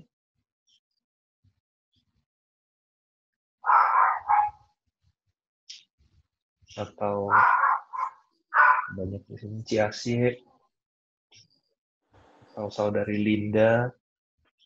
Pertanyaannya lagi, contoh. Iya, pertanyaannya apakah tanda-tanda rohaniah itu ya yang tadi dikatakan rajin atau suka membaca Alkitab, kemudian suka berdoa, kemudian juga rajin ibadah, apakah itu bisa menjamin kita itu kemudian diselamatkan atau layak di hadapan Tuhan, atau jangan-jangan ada standar lain? Nah, kalau bisa, kenapa? Dan kalau nggak bisa, kenapa? Menurut saya ya, keselamatan itu seperti satu kalimat ini by grace only ya. Anugerah. Tentu saja dari situ muncul perbuatan-perbuatan kita yang tinggal kita lakukan karena kasih kita kepada Sang Pencipta itu. Jadi bukan semata-mata kita lakukan yang menyelamatkan kita, tapi oleh karena by grace itu, maka kita yang sudah merasa atau sudah mengalami keselamatan itu, jadi dari iman itulah muncul perbuatan kita yang sejalan dengan iman kita, yaitu berrelasi dengan Tuhan melalui doa dan saat teduh dan sebagainya. Thank you. Oke, thank you, Kosugoro. Bosu Bunsu, apakah mau menambahkan untuk pertanyaan ini? Ya, terima kasih, Tantau. Kalau kita melihat dalam praktek kehidupan kita sebagai orang Kristen, tanda-tanda itu penting. Ya, bagaimana kita bisa melihat, bagaimana orang lain bisa melihat dan kita juga bisa merasakan, ya kan? Nah, seperti itu. Jadi saya pikir melalui PA ini kita memang harus betul-betul nampakkan. Kalau tadi kita melihat bagaimana orang Yahudi itu mereka menekankan sunat pada saat itu, prakteknya ya tanda-tanda rohaninya nggak jelas, tanda jasmaninya jelas, wah kami orang Yahudi pasti sunat. Tapi tanda rohaninya sebagai orang yang sudah disunat, sebagai umat Tuhan, itu kan ada banyak persoalan. Itu dihadapi oleh Rasul Paulus pada saat itu. Yang mau dikatakan, kalau saya melihat aplikasinya pada saat ini, kita mengatakan saya ini orang Kristen. Tanda saya orang Kristen, saya sudah dibaptis. Nah, seperti itu. Nah, apakah memang baptisan itu tetap kita ingat, sehingga kita terus mempraktekkan, saya ini betul-betul orang Kristen. Jadi dimanapun, dalam keadaan bagaimanapun, apapun kita lakukan, kita tetap mengingat. Tanda saya dibaptis, saya lakukan A, B, C, D. Artinya yang berkenan di hadapan Tuhan. Jadi orang bisa lihat, orang baca, oh ya, ini Alkitab yang hidup ini Alkitab yang jalan-jalan ini, yang bisa dibaca orang dengan sebuah teladan yang nampak. Gitu. Itu aja dari saya. Iya, thank you, Bosu Bunsu. Jadi kita perlu mengingat baptisan tidak menyelamatkan, tapi baptisan itu tanda keselamatan kita. Ya, baptisan itu bukan baptisan itu yang menyelamatkan kita, tapi baptisan itu jadi tanda kita sudah diselamatkan. Begitu juga perbuatan-perbuatan hidup kita ya, perbuatan baik, ya. Bukan hukum Taurat, bukan sunat, bukan baptisan, bukan kita rajin beribadah, bukan kita rajin mengasih persembahan, ya. Apalagi yang mikir, ibadah yang penting mah cuma ngasih persembahan, jadi bisa nitip-nitip persembahan gitu ya. Bukan itu yang menyelamatkan gitu ya, dan bukan itu yang dipentingkan oleh Tuhan. Yang dipentingkan apakah jiwa kita ini sudah sungguh-sungguh mengalami keselamatan yang dari Kristus itu. Dan apakah ketika kita mengalami keselamatan dari Kristus itu, apakah kita punya tekad untuk menghidupi keselamatan itu ya. Jadi semoga PA ini hari ini bisa mengingatkan kita akan kebaikan Tuhan ya yang sudah menyelamatkan kita. Sekali lagi, tanda-tanda keselamatan itu perlu untuk kita munculkan di dalam hidup kita. Jangan cuma tanda-tanda Kristen saja yang kita munculkan, pakai kalung salib, bawa Alkitab kemana-mana gitu ya. Kemana-mana kita bilang saya sudah ikut ibadah di sini dan di situ, apalagi bisa ikut seminggu sampai 5-10 kali ibadah online sekarang gitu. Bukan itu tanda kita jadi Kristen, bukan itu tanda kita diselamatkan, tapi hidup yang sungguh-sungguh sejalan dengan firman Tuhan ya. Jadi tanda kita itu diselamatkan. Ya, saya pikir dari saya sampai di situ, saya boleh kembalikan kepada Chantal Tince di sini. Oke, baiklah. Terima kasih, Contoh Eka. Ya, sebelum saya menyampaikan kesimpulan dari isi pembahasan kita malam ini, apakah mungkin ada 1-2 pertanyaan atau bagaimana dari rekan-rekan semua? Saya kasih waktu. Jangan sampai kita tutup baru ada ingat perzinahan, ada ingat tentang sunat, ada ingat yang lain-lain. Jadi kita review 1-2 menit lagi ya sebelum kita mengakhirinya. Atau mungkin ada yang mau sharing apa yang didapat, tapi secara singkat ya, 1 atau 2 kalimat. Saya sharing ya, Chantal. Silakan. Oke. Mau teman dia nanya, kok lu orang Kristen tidak pai-pai atau nggak sembahyang leluhur ya? Saya teringat beberapa jadi ada cerita, saya cerita ke dia, misalnya saya pun ekspres ya.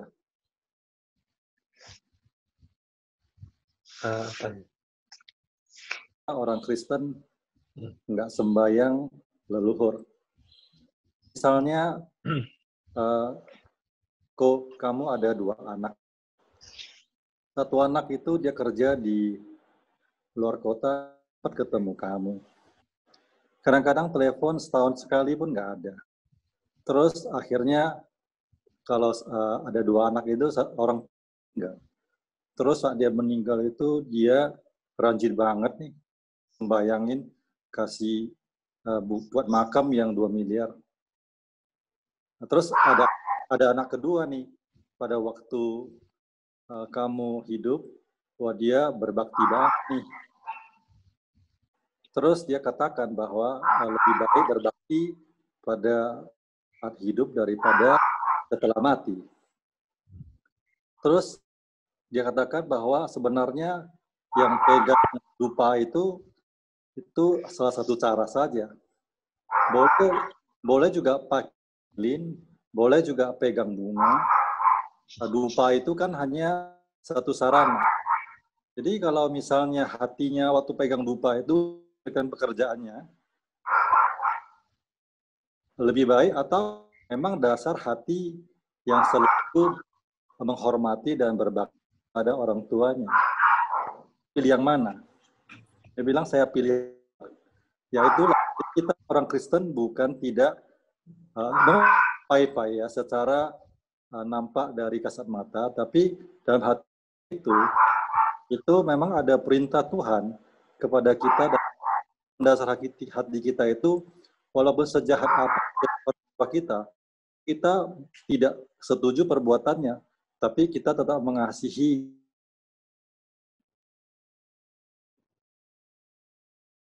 Ya, diam-diam, senyum-senyum. Itu aja sharing saya. Thank you.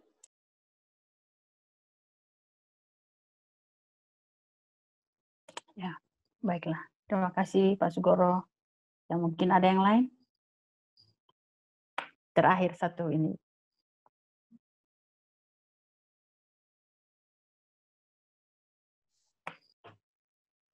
Saya Oke. boleh menambahkan ya contoh pintu ya. Ya, baiklah contoh ya. Ya, tadi contoh Eka ada ngomong tentang tanda-tanda keselamatan kita harus kita hidupkan, ya boleh ditambahkan Matius 7 ayat 21 dan seterusnya.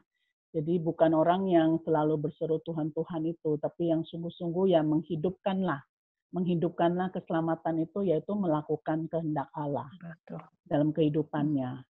Jadi sering kita dengar orang suka berkata puji Tuhan, tapi itu tidak menjamin bahwa orang itu pasti adalah orang dalam tanda kutip orang Kristen yang pasti sudah diselamatkan. Karena hanya dari penampilan luarnya yang kita lihat ya yang menunjukkan dia Kristen, tapi yang lebih diutamakan Tuhan itu adalah yang menghidupkan nyata dari dalam keluar ya, dari kehidupan dari imannya, dari hatinya, sehingga menghasilkan buah roh itu. Yang seperti yang dicantumkan dari Galatia 5, 22, 23 itu. Oke, baiklah contoh. Terima kasih. Ya, oke. Kita akan menutup sesi kita malam hari ini. Nah, saya akan menutup dengan memberikan kesimpulan atau aplikasi juga buat kita ya. Ya, pertama adalah mari kita menjadikan diri kita sebagai teladan Kristus yang dimana kita sudah tahu tentang kehendak Allah, kita sudah bisa tahu bagaimana bersandar kepada Allah, kita juga bisa bermegah di dalam Allah sehingga orang lain pun boleh bercermin atau meladani apa yang ada dalam diri kita melalui kita ya. Ya kita boleh jadi penuntun dan menjadi terang untuk orang-orang di sekitar kita sehingga kita bukan hanya sekedar tahu tentang apa yang firman Tuhan yang sudah kita tahu, tapi kita juga boleh mengaplikasikan atau menyatakan hal itu di kehidupan kita, baik dalam keluarga, baik itu di pekerjaan kita atau pelayanan kita, sehingga orang lain pun bisa melihat ada Kristus di dalam diri kita. Nah, teladan ini juga bukan hanya berada dalam diri kita sendiri, tapi di sini kita lihat dalam keluarga ya. Orang tua juga cukup berperan untuk memperhatikan anak-anak, dan juga di sini kita sebagai pelayan Tuhan, baik itu hamba Tuhan, baik itu majelis ataupun jemaat, kita juga berperan melihat kaum muda-mudi kita yang memang notabene saat ini sangat krisis teladan Kristus. Jadi kita yang tahu tentang kebenaran, kita pun harus menyampaikan hal itu kepada mereka. Sehingga apa yang dikatakan firman Tuhan itu boleh jadi penerapan yang dalam untuk mereka, sehingga mereka boleh kelak menjadi satu pribadi yang meneruskan teladan itu kepada orang lain. Nah, yang berikut juga kita lihat tentang standar kita diselamatkan adalah ya baptisan ya, bukan diselamatkan oleh karena diselamatkan, tapi itu tanda kita sudah diselamatkan oleh Tuhan. Jadi seperti yang tadi maknanya itu yang dikatakan di dalam ayat yang ke-28 sampai 29, saya akan mengulangi sekali kepada kita, itu ada satu kesimpulan yang cukup tegas. Sebab yang disebut Yahudi bukanlah orang yang lahiriah Yahudi, dan yang disebut sunat bukanlah sunat yang disebut sunat. Bukanlah sunat yang dilangsungkan secara lahiriah, tetapi orang Yahudi sejati ialah dia yang tidak nampak keyahudiannya, dan sunat ialah sunat di dalam hati ya, secara rohani bukan secara hurufiah. Maka pujian baginya datang bukan dari manusia, melainkan datang dari Allah. Jadi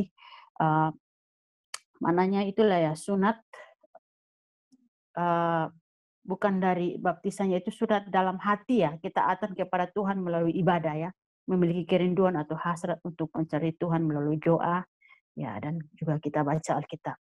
Nah, hal-hal ini mari kita ingat, kita bukan menjadi orang yang tidak mengenal kehendak Tuhan, tapi marilah kita berperilaku seperti apa yang Tuhan mau.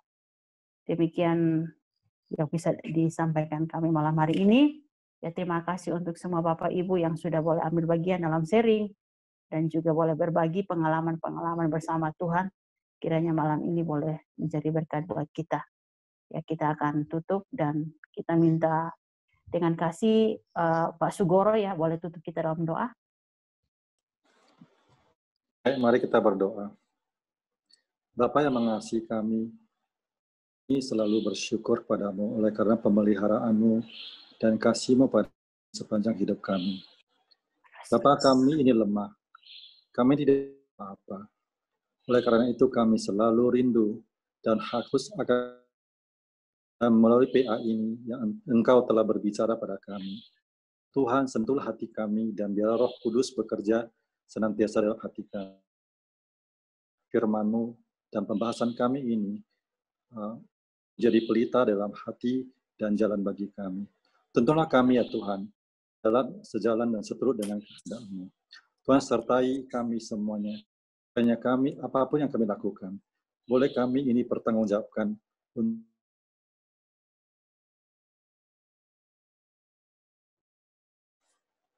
Kamsia. Amin. Oke, baik. Terima kasih Bapak Ibu Saudara sekalian. Selamat malam. Kita ketemu hari Kamis depan.